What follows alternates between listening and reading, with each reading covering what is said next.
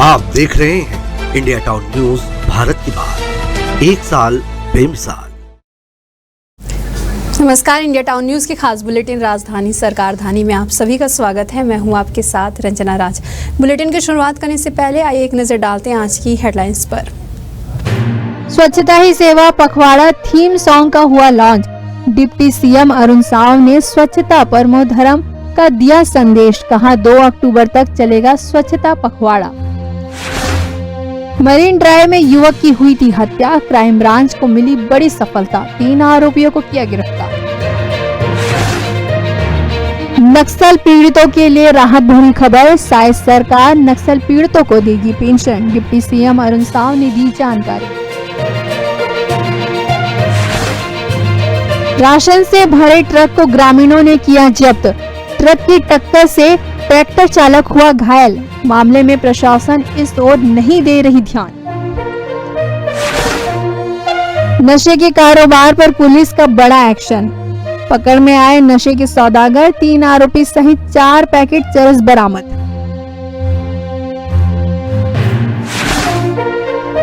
रोजगार सचिव ने मांगी रिश्वत, पैसे नहीं देने पर आवास योजनाओं से कर रहे वंचित, ग्रामीणों ने कलेक्टर से की शिकायत।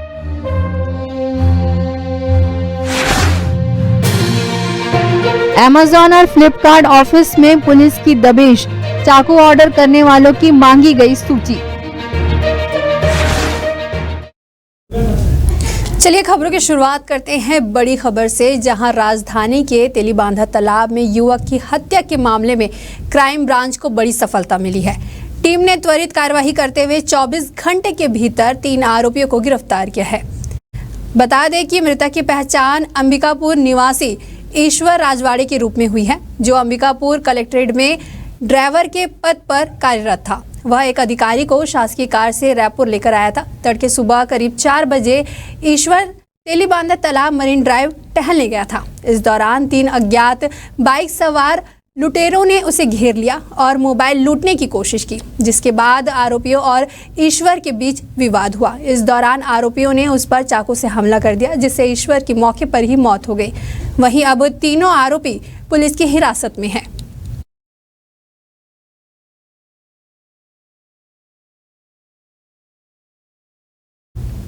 स्वच्छता ही सेवा पखवाड़ा थीम पर एक सॉन्ग लॉन्च किया गया है। यह सॉन्ग उप मुख्यमंत्री अरुण साव ने लॉन्च किया है। इस सॉन्ग को मुख्यमंत्री के सिविल लाइन स्थित शासकीय निवास पर लॉन्च किया गया है। इस गीत में स्वच्छता परमो धर्मः को रेखांकित करते हुए लोगों को स्वच्छता ही सेवा पखवाड़े में जन भागीदारी निभाने के लिए प्रेरित किया गया है। थीम सॉन्ग को लॉन्च करते हुए डिप्टी सीएम अरुण साव ने कहा कि शहर को स्वच्छ और सुंदर बनाने के लिए राज्य के सभी नगरीय निकायों में 17 सितंबर से 2 अक्टूबर तक स्वभाव स्वच्छता संस्कार स्वच्छता की थीम पर स्वच्छता पखवाड़े का आयोजन किया गया है। हमारे देश की परंपरा में स्वच्छता हमेशा से ही संस्कार रहा है। जैसा कि हम सब जानते हैं कि अभी भारत सरकार के निर्देश पर स्वच्छता ही सेवा अभियान 2024 17 सितंबर से 2 अक्टूबर तक चलाया जा रहा है और इसका थीम जो हमने दिया है वो है स्वभाव स्वच्छता संस्कार स्वच्छता। हमारे देश की परंपरा में स्वच्छता का हमेशा से संस्कार रहा है, चाहे रसोई घर में आने का हो, घर में आने का हो। ये स्वच्छता का संस्कार ये हमारी पुरातन परंपरा का संस्कार रहा है। सबसे बड़ा धर्म, सर्वोच्च धर्म के रूप में उन्होंने व्याख्या की है। हमारा गांव, हमारा शहर स्वच्छ रहे, स्वस्थ रहे, ये भाव सब इन महामनाओं का, विभूतियों का रहा है और इसलिए छत्तीसगढ़ में हम स्वच्छता परमो धर्मः इस विषय को लेकर पूरे प्रदेश भर में अभियान चल रहा है। अलग अलग प्रकार के कार्यक्रम पूरे प्रदेश में चल रहे हैं। जन भागीदारी, समाज सेवी संस्था, अन्य प्रकार के सभी प्रकार के संस्था और लोगों को भी स्वच्छता के प्रति जागरूक करना, उन्हें जोड़ना और स्वच्छता के काम में जो लगे हुए हैं उनकी सुरक्षा की भी चिंता करना इस अभियान के माध्यम से हो रहा है। चलिए बढ़ते अगली खबर की ओर, जहां राजधानी में बढ़ते अपराध और नशे पर रोक लगाने की कार्यवाही लगातार जारी है। इसी कड़ी में पुलिस ने नशे के कारोबार पर बड़ा एक्शन लेते हुए रायपुर के कमल विहार में दबिश देकर 3 आरोपियों को गिरफ्तार किया है, जिनके पास से 4 पैकेट चरस और भारी मात्रा में MDMA के साथ एक पिस्टल बरामद किया गया है। पुलिस के द्वारा आरोपियों को गिरफ्तार कर आगे की जांच में जुट गई है।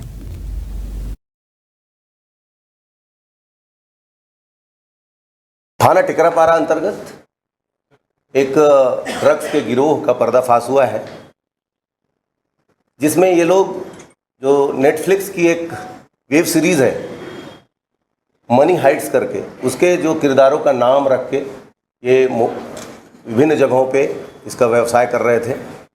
इससे पूर्व में आयुष अग्रवाल नाम का एक आरोपी है, उनके साथ अन्य 3 लोग, एक महिला सहित 4 लोग ये गिरफ्तार हुए थे खमाड़ी थाने अंतर्गत, और भारी मात्रा में MDMA, कोक और अन्य नशीले चीज़ें बरामद की गई थी। लगभग 50 लाख के आसपास का मसरूका उसमें बरामद हुआ था और कार्रवाई की गई थी। अभी भी वो जेल में है। उन्हीं का एक रिलेटेड एक गिरोह को क्राइम ब्रांच की टीम और थाने की टीम ने एक भंडाफोड़ किया है, और उसी से रिलेटेड जो आयुष अग्रवाल का एक मित्र है शुभम सोनी, ये भी इसी प्रकार के कामों में संलिप्त रहा है। जैसे वो जेल गया तब से ये अपने एक और अन्य साथी अभिषेक साहू के साथ मिलकर इस प्रकार की घटनाओं को अंजाम देने लगा। तो इसको लगता था कहीं मेरे ऊपर हमला हो सकता है, तो उसने इसको अपने सुरक्षार्थ एक पिस्टल भी रखा था, जिसको लोकेश अग्रवाल उर्फ सोनू अग्रवाल ने अवेलेबल कराया था, तो उसको भी गिरफ्तार किया गया है। इस प्रकार से 3 आरोपियों को इसमें गिरफ्तार किया गया है। इसमें NDPS की धाराओं के साथ साथ आर्म्स एक्ट की धारा भी लगाई गई है और इनके खिलाफ। छत्तीसगढ़ के नक्सल पीड़ितों के लिए राहत भरी खबर है। दरअसल डिप्टी CM अरुण साव ने नक्सल पीड़ितों को पेंशन देने की तैयारी की बात कही है। डिप्टी CM अरुण साव ने कहा है कि नक्सल हिंसा से प्रभावित लोगों का दर्द किसी ने नहीं सुना। हमारी सरकार उनके पुनर्वास कराने के लिए काम कर रही है। छत्तीसगढ़ में पुनर्वास नीति से नक्सल प्रभावित होकर आत्मसमर्पण कर रहे हैं। राष्ट्रपति से नक्सल पीड़ितों की मुलाकात भी की गई है, जहां उन्होंने अपनी बात रखी है। डिप्टी CM ने कहा कि नक्सल हिंसा से जो प्रभावित लोग हैं, इनमें से किसी ने अपना हाथ खोया है, किसी ने पैर तो किसी ने अंग, और जो तकलीफ उन्हें हुई है वह देश और दुनिया के सामने आया है। प्रभावित लोग देश के गृह मंत्री और राष्ट्रपति से मुलाकात कर अपनी व्यथा सुनाई। देखिए, अभी जो नक्सल हिंसा से प्रभावित लोग हैं, उनका दर्द कभी किसी ने सुना नहीं। पहली बार देश में नक्सल हिंसा से जो प्रभावित लोग हैं, किसी ने अपना हाथ खोया है, किसी ने पैर, किसी ने कोई अंग, और जो कष्ट तकलीफ उन्हें हुई है वो देश और दुनिया के सामने आए। इसलिए न केवल ये नक्सल हिंसा से प्रभावित लोग देश के गृह मंत्री अमित शाह जी से मिले, राष्ट्रपति जी को अपनी व्यथा सुनाई, और दिल्ली में अन्य संस्थाओं से भी मिले। अब वो लौटने वाले हैं और माननीय मुख्यमंत्री जी से मिलकर फिर अपने घरों को वापस जाएंगे। हमारी सरकार उनके पुनर्वास को लेकर, उन्हें आगे बढ़ाने के लिए और इवन उनके इलाज की भी समुचित व्यवस्था की चिंता हमारी सरकार कर रही है कि वे सम्मान से जी सकें, आगे बढ़ सकें।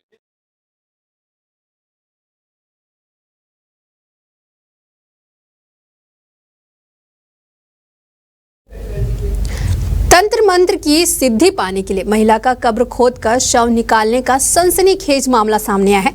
यह घटना छुरा थाना क्षेत्र के शिवनी ग्राम की है। इस मामले में पुलिस ने दोषियों के खिलाफ मामला दर्ज कर 2 आरोपियों को गिरफ्तार किया है। ASP चंद्राकर ने घटना की पुष्टि की है। आपको बता दें कि ये पूरा मामला छुरा थाना क्षेत्र के शिवनी गाँव का है। दरअसल शिवनी के भूखन विश्वकर्मा की पत्नी की सामान्य मौत हो जाने के बाद महिला का अंतिम संस्कार कर शव को दफना दिया गया था।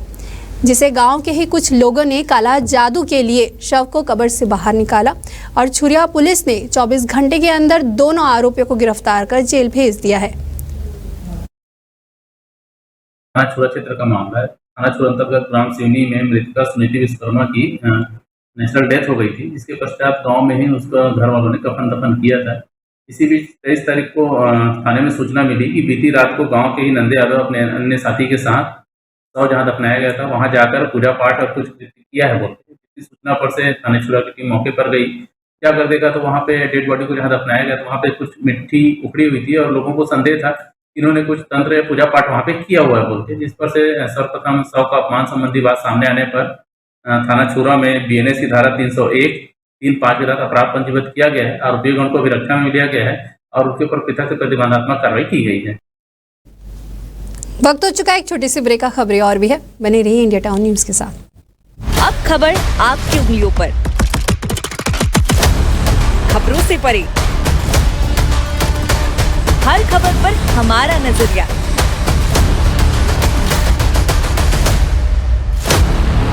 इंडिया टाउन न्यूज, भारत की बात। ये संस्कारों की नगरी है, छत्तीसगढ़ के सरोकारों की नगरी है।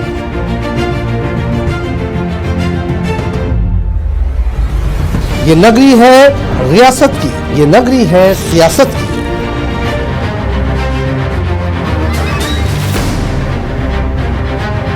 संस्कार धानी के सरोकारों से अपडेट कराता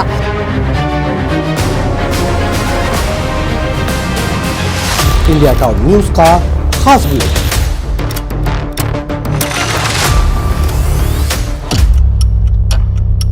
जिसमें शामिल होगी राजनांदगांव के साथ ही दुर्ग, भिलाई, कवर्धा, बेमेतरा, बालोद, मोहला, मानपुर, अंबागढ़ चौकी, खैरागढ़, छुई खदान और गंडई की सभी खबरें। देखिए हर रात 8 बजे हमर मयारू संस्कारधारी सिर्फ इंडिया टाउन न्यूज पर। पल पल बदलते राजनीति के मिजाज, प्रदेश की राजधानी रायपुर के साथ ही गरियाबंद, धमतरी, भाटापारा, महासमुंद और बलौदा बाजार की हलचल। क्या करने जा रही है सरकार? विपक्ष से किस बात पर तकरार? किसने किसको दी मात और किसने किसको पिलाया पानी? देखिए इंडिया टाउन न्यूज की खास पेशकश, राजधानी सरकारधानी, हर रात 7:30 बजे सिर्फ इंडिया टाउन न्यूज पर। ब्रेक के बाद आप सभी का स्वागत है। चलिए बढ़ते हैं अगली खबर की ओर। रायपुर पुलिस ने बड़ी कार्रवाई की है। आपको बता दें कि पुलिस ने विशेष अभियान चलाकर ऑनलाइन शॉपिंग साइट अमेजॉन के ऑफिस और 3 गोदाम में छापा मारा है। पुलिस की 3 टीमों ने रायपुर के मोवा, देवपुरी और डीडी नगर स्थित ऑफिस और गोदाम में जांच की है। पुलिस ने कंपनी के द्वारा डिलीवरी किए गए चाकू का रिकॉर्ड भी खंगाला है। दरअसल शहर में हुई चाकूबाजी की घटनाओं में गिरफ्तार आरोपियों ने पुलिस को पूछताछ में बताया कि उन्होंने चाकू ऑनलाइन शॉपिंग साइट से मंगाई थी। इसके बाद पुलिस ने अमेजॉन, फ्लिपकार्ट, स्नैपडील और अन्य कंपनी से धारदार चाकू मंगाने वाले ग्राहकों की जानकारी मांगी थी। वहीं अमेजॉन ने यह जानकारी नहीं दी थी, जिसके बाद पुलिस ने छापेमार कार्रवाई की। अमेजन के ऑफिस में 3 ऑफिस है उनके आउटलेट, वहाँ पर हमने आज छापेमारी कार्रवाई की है, क्योंकि लगातार हमें सूचनाएं मिल रही थी विभिन्न जगहों से कि जो चाकूबाजी की जो घटनाएं हो रही हैं, नाबालिगों के पास जो चाकू आ रहे हैं, वो कहीं ना कहीं इस प्रकार के सोशल साइट्स हैं जिसमें फ्लिपकार्ट, अमेजन और आदि साइट्स हैं, जहां पर से इजी अवेलेबल ये हो जा रहे हैं और नाबालिग भी इसका उपयोग कर रहे हैं। जबकि जो आर्म्स एक्ट की धाराओं में जो बटनदार चाकू जिसमें स्प्रिंग का यूज़ किया हो वो आर्म्स एक्ट की परिधि में आता है और इस प्रकार से इन साइट्स के द्वारा लगातार चाकू डिलीवर किया जा रहा है। उनको हमने पत्र भी लिखा था कि हमको इसकी डिटेल दी जाए या फिर रायपुर शहर या रायपुर ज़िले में किसी भी प्रकार से इन ऑनलाइन चाकू का डिलीवरी न किया जाए, इसको प्रतिबंधित किया जाए, किंतु ऐसा नहीं किया गया। हालांकि फ्लिपकार्ट ने हमको लगातार जानकारी दी, उसमें से हमने 2020 से लेकर 2020-21 से लेकर अब तक 2000 के आसपास चाकू को जमा कराया है थानों में, विभिन्न थानों में। और अमेजन में वो हमने पत्र लिखा, किंतु अमेजन ने अभी तक हमको कोई जानकारी अवेलेबल नहीं कराई थी। तो अमेजन को भी हमने पत्र लिखा है और आज हम उनके तीनों आउटलेट में छापेमारी कार्रवाई की है। चलिए बढ़ते अगली खबर की ओर, जहां पिथौरा ब्लॉक के आश्रित ग्राम खैरजुड़ी के ग्रामीणों से गांव के सहायक सचिव संतोषी खांडेकर पीएम आवास के एवज में ग्रामीणों से 1000 रुपए की मांग कर रही है। ग्रामीणों के द्वारा पैसे नहीं दिए जाने पर सचिव ग्रामीणों की योजनाओं से वंचित कर रही है। बता दें कि सहायक सचिव की इस हरकत का ग्रामीणों के द्वारा विरोध करने पर सहायक सचिव ने ग्रामीणों से अभद्रता करते हुए कहा कि पीएम आवास के लिए 1000 रुपए की राशि में सभी अधिकारियों को हिस्सा देना पड़ता है, चाहे जिससे चाहे शिकायत कर लो। 1000 रुपए नहीं दिए तो पीएम आवास योजना के लिए फोटो नहीं खिंचाए जाएंगे। वहीं सहायक सचिव के इस रवैये पर आक्रोशित ग्रामीणों ने कलेक्टर विनय कुमार से लिखित शिकायत कर सचिव पर कार्रवाई की मांग की है कि पैसा किसी को नहीं देना है। आप लोग का जिसका भी नाम में आई से घर वो सब झनला मिल ही पैसा कोई ला नहीं देना है, ऐसे कहेगी। आपकी जानकारी में कितने लोग दिन है और सुबह शाम डेली आते सर पैसा मांगेगा हमारे। कार्रवाई के पूर्ण मांग कर रहे हैं साहब, ऐसे करप्शन करी पैसा मांगी तो फिर हम गरीबन कहाँ दे सकी। और यही नहीं, बहुत तरह के भी पैसा सरपंच करा जाता तो भी वो कहते हमारे गाँव पर लाइट 100 नहीं लगा के थे। हम चंदा का लाइट लगाता कुछ चंदा का तो हर पंचायत पर आए लाइट पर, तो हर गांव में ना हर खंभा में लाइट लगे, लेकिन हमारे गांव पर 2 ठो लाइट नहीं जाएगी पूजा पर। भारतीय राष्ट्रीय कृषि सहकारी विपणन संघ के द्वारा इस बार मक्का खरीदी की जाएगी, जिसे लेकर व्यापक रूप से प्रचार प्रसार किया जा रहा है। इस फैसले से किसान अब मक्के को उचित दामों में भी बेच सकेंगे।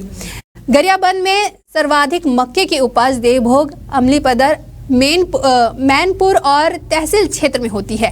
NAFED के राज्य प्रमुख ने बताया कि किसानों को मक्के की खरीदी के लिए जागरूक किया जा रहा है ताकि किसान को सही MSP मिल जाए। राज्य प्रमुख ने जानकारी देते हुए बताया कि ऐसे क्षेत्र जहां मक्के की बम्पर उपज होती है उन स्थानों पर खरीदी केंद्र बनाए जाएंगे, जिसे लेकर स्थानीय जनप्रतिनिधियों से चर्चा की जा रही है। जो सरकार के द्वारा नाफेड का जो मक्का बेचने का विधि है उसी में हम लोग मक्का बेचेंगे।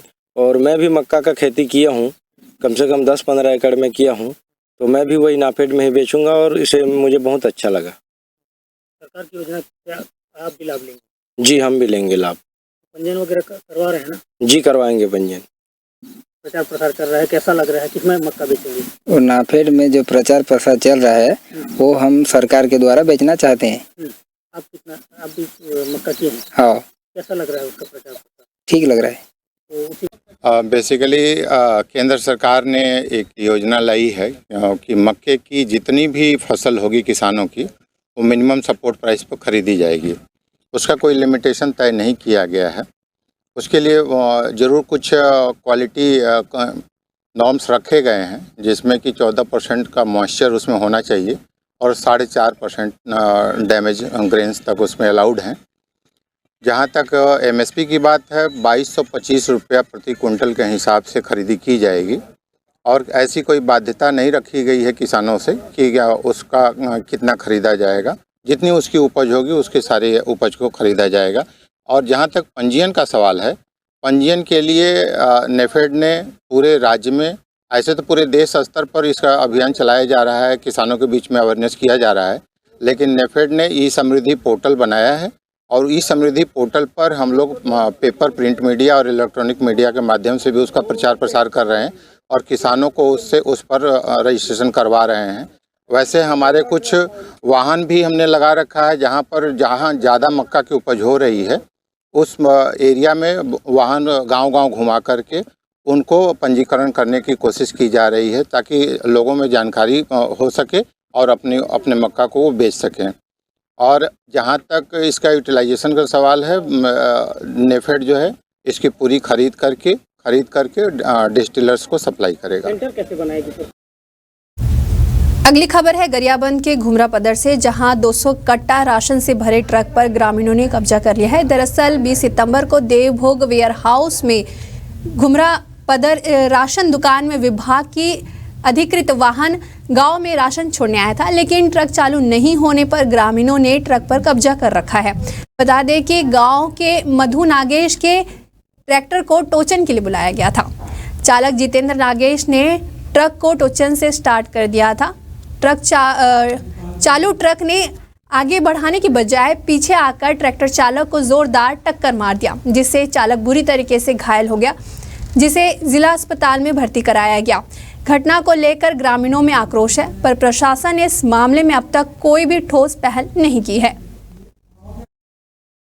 हम इनके परिवार के सपोर्ट में फुल हैं। हमारे ग्रामीण वासी, इनका जो आदमी वही हॉस्पिटल में पड़ा है उनका मुआवजा चाहिए और गाड़ी का जो नुकसान हुआ वो चाहिए। बस हम अपना रखे हैं भाई, भाव लेने से ठीक हो जाएगा। अच्छा हाँ, हमको पैसा कुछ जितना डॉक्टर लगेगा उतना ही लगेगा, भरपाई करेगा। जितना इलाज में खर्च होगा उसकी भरपाई चाहते हैं। कोई आया यहाँ भरपाई करने? कोई नहीं आया, कोई अभी तक कोई देखने नहीं आए थे। पुलिस वाला आए थे, तहसीलदार आए थे, गाड़ी मालिक नहीं कोई आए नहीं, सब कोई नहीं आए नहीं। तो लोग क्या बोले 30-40 हज़ार दे रहे? हाँ 30-40 हज़ार दे रहे सर। तो खर्च कितना हो रहा है? खर्च सर 8 लाख 6-7 लाख तक आएगा। जिससे बात सीने पे चोट लगी है और सिर पे चोट लगी है और कान निकल गई है और पे चोट गया है। नहीं हो जाता है तब तक गाड़ी रहेगी। अच्छा, जो इलाज का खर्चा नहीं दे सकते? हाँ। क्या? मेरा दोनों बाल बच्चा है। मैं गरीब आदमी हूँ, कोई नहीं है मेरे कमाने वाला, मेरे को कौन फंसेगा। आप मदद चाहते हैं प्रशासन? हाँ। तो कोई मदद करने आ रहा है? नहीं आ रहे हैं। तो तब अभी छोड़ेंगे नहीं इसको? नहीं छोड़ेंगे। पीडीएस की गाड़ी और ट्रेवल्स द्वारा पीडीएस का चावल लेकर के बुमरा पदर गया था ट्रक, और बुमरा पदर का चावल वहीं डंप करके चिखली का चावल बचा हुआ था, जिसमें गाड़ी को चालू करने पर गाड़ी चालू नहीं हो पाया, तो ट्रैक्टर बुला करके उसको ट्रैक्टर को खिंचवाया है ना। ट्रैक्टर को खिंचवा करके गाड़ी स्टार्ट होने के बाद गाड़ी प्रेशर नहीं बनाई, गाड़ी बैक हो गया। उसमें बैक होने पर गाड़ी को टक्कर मारा, इसको ट्रैक्टर को। उसी समय ट्रैक्टर पलट गई। पलटने के बाद ड्राइवर ट्रैक्टर में दब गया। दबने के बाद उसको इलाज के लिए रायपुर रेफर किया गया। रायपुर तो उनके परिजनों द्वारा बोला जा रहा है कि हमें इलाज का पूरे खर्चा। हमारे खास बुलेटिन राजधानी सरकार धानी में फिलहाल इतना ही। मुझे दीजिए इजाजत। नमस्कार। आप देख रहे हैं इंडिया टाउन न्यूज, भारत की बात, 1 साल बेमिसाल।